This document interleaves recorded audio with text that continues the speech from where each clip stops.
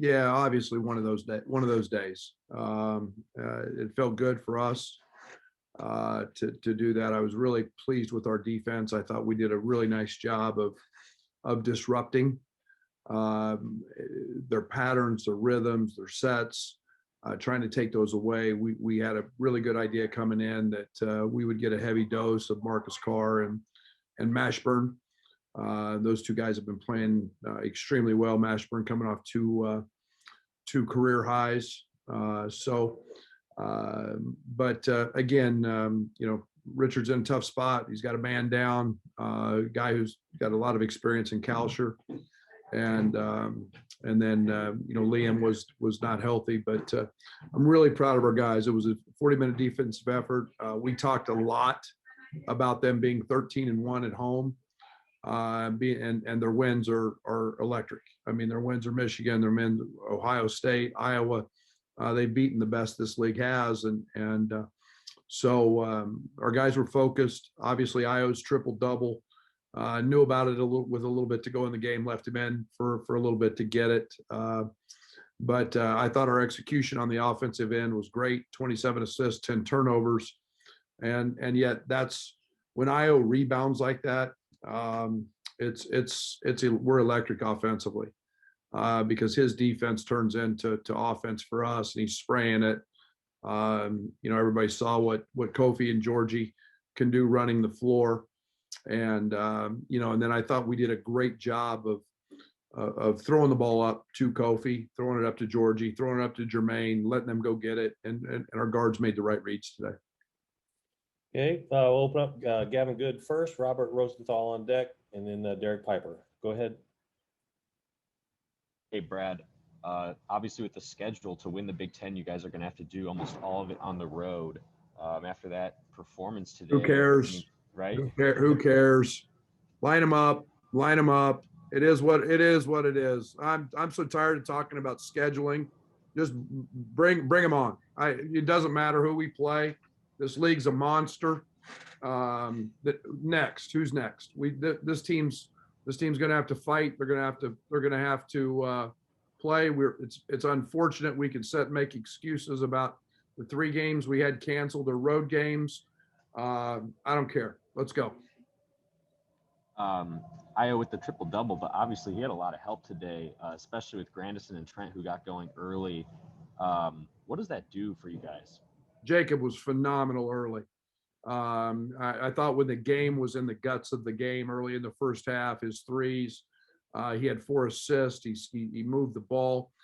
Jake is a great ball mover, and then picked his spots. And we knew after game 1 that Kofi was going to attract a lot of attention.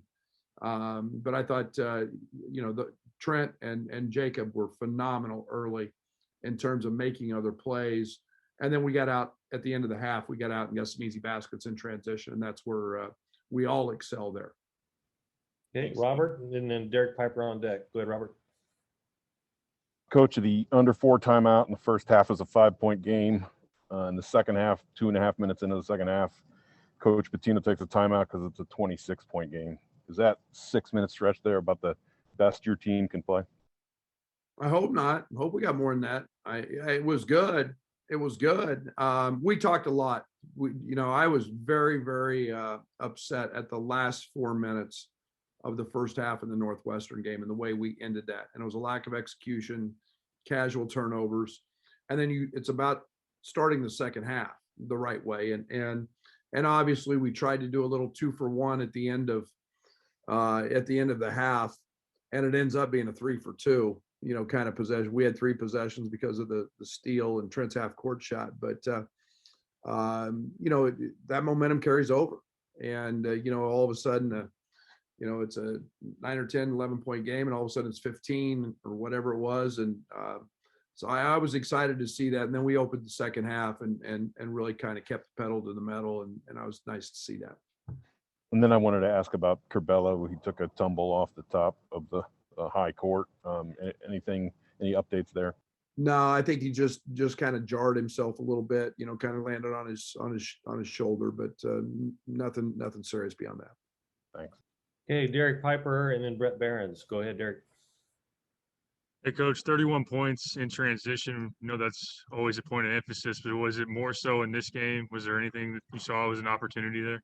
Well, again, Derek, it was our defense. I mean, it was our ability to go rebound. I think you go back and you start looking at when our guards have big rebounding nights, usually our numbers in transition are pretty good. And again, here's a team in Minnesota that averages 80 a game at home. And, we had them in the mid 60s and that turned into easy offense. And, there's a correlation there between those guys rebounding and us guarding and easy baskets at the other end.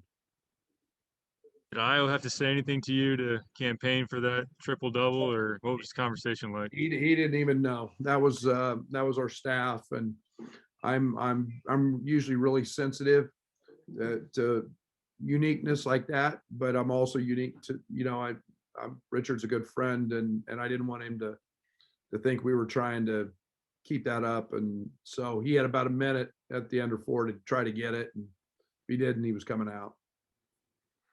Thanks, Coach. Okay, Brett Behrens, and then Scott Ritchie. Brad, you match your 7-game winning streak from last year. What do you take away from that in the momentum you guys were able to create last year and doing it again now at the end of the year at the right time? I think two completely different teams, two different scenarios. I think that our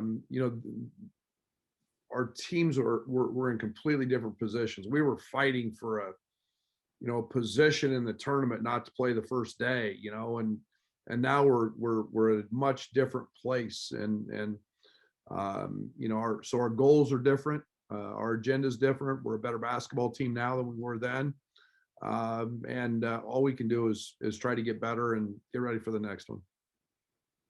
You've made your case multiple times, but how much does Io once again rewriting the record books today make his case for National and Big Ten Player of the Year? Well, damn, I don't know who's any better. I mean, literally, I know guys have more publicity and more marketing and more this and that, but the numbers don't lie, and the productivity doesn't not lie, and the winning doesn't lie. And I have no idea who in the hell that anybody thinks is any better than him right now.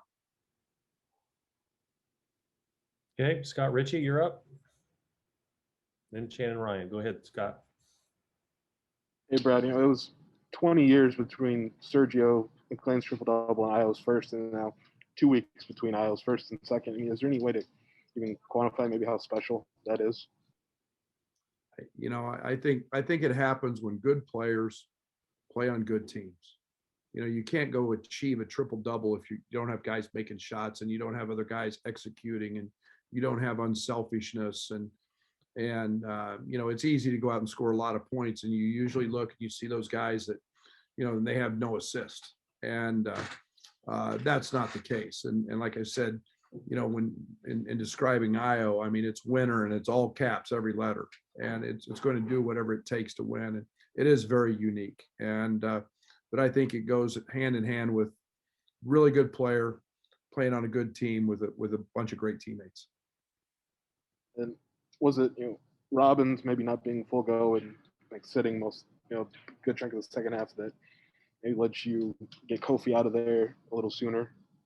Yeah, Give I him a mean, little I mean, it's we're trying to do really big things here, and that's why leaving Io in was unique, but getting Kofi rest was also getting Jermaine, who had a great week of practice on the court, was really important as well. So it's on to the next, and keeping them healthy and safe, and the best, the least wear and tear is great. Okay, we'll go Shannon Ryan. Go ahead, Shannon. All right. Hi, Brad. Yeah, so Io mentioned, just these guys are having a lot of fun together. Trent mentioned just this real attention to detail and focus. And you've coached a lot of teams that have gone to the NCAA tournament, that have made some runs there. And I'm just wondering, what are some of the intangibles or heightened maybe emotions or things you notice when a team is peaking and kind of coming together at the right time? Yeah, for one, and this sounds really, and this sounds corny. Okay, so bad word, but it's smiles. And you've got to have guys that are enjoying what they're doing and enjoying doing it with each other. And this group is smiling a lot. The other part of that is the efficiency with which we can now get through practice. We don't have to spend X amount of time in practice. We can hit something, we can talk about it, and we can work on it 2 or 3 times. We don't have to do it 10. And that means mentally we're really focused and dialed in. And then when you get to be a point where you're playing hard, you don't have to coach effort, you can have a lot of fun. And I like seeing that right now. Now, every game's a new game and new opponent, and but I like seeing those things, and there are a lot of positive qualities going on with our team right now. There did seem to be a lot of laughing at times on the quarter, just, big grins, anything that really, even in practices, that kind of, I don't know, stands out to you or makes you see like, okay, these guys are doing it, having those smiles or some memories that pop out to you from recently here. Yeah, and I mean, Shannon, I don't think there's one thing. I think the one thing we have is personalities. Whether it's Trent Danson and I mean, Kofi never shuts up, and he's a comedian, and Io's a little more serious, but there's just a good they're trying to teach me how to dance. They're trying to get me, it's just one of those things that it's fun. And every day we kind of know the difference between serious work and playful fun. And again, I've said it many times, we're trying to make Ubben fun in a year that's not had that's had a lot of challenges. So these guys are buying into all that. Great kids. We got great guys. All right, thanks. Okay, we'll go to Joey and then finish up with Jeremy. So go ahead, Joey Wagner. I guess the natural follow-up, Brad, is how go the dancing lessons in Ubben? Well, they've got a really crappy participant. I mean, it is I don't know if any you guys have all seen Trent dance. Carbello can really dance. Kofi for 7 foot 300 is pretty good. I did some things with a soccer ball the other day, so maybe my footwork's getting a little better, but man, I'm no rhythm, they got a lot of work to do with me. On a more serious note, Brad, you guys are pretty good when you have 6 guys who score at least 5 points. What does that do for you offensively to have it coming from everywhere? And how would you imagine that would be to try to defend? Well, I think we've shown we've got guys who can make baskets, and to me that's unselfishness. When you understand that, you've got guys that can jump up and make shots. You've got guys that are willing to pass, and one of this team's best attributes is our passing. And not to go unnoticed tonight, we're the 27th assist. Thank you. Okay, we'll finish up with Jeremy. Go ahead, Jeremy Werner. Hey, Brad. Marcus Carr in 3 games against you is shooting 25%, 35 points. Like, what does Trent Frazier do so well against him? Never takes a play off. Trent's it's a great challenge for Trent because if you look at Marcus's legs, he's got big, strong legs. He's a powerful guy in his lower body, but Trent has a little bit of a quickness advantage maybe. He's able to pick him up. He's got great quickness. He can keep him in front.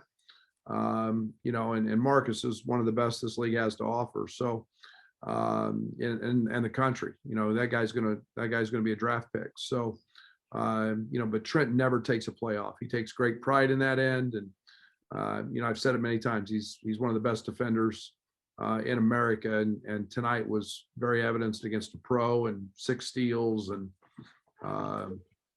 the half-court shot to go with it. With his story about being kind of a scorer, not defender, and now a defender, what does that set for Andre and Adam and just your culture of what you want to do?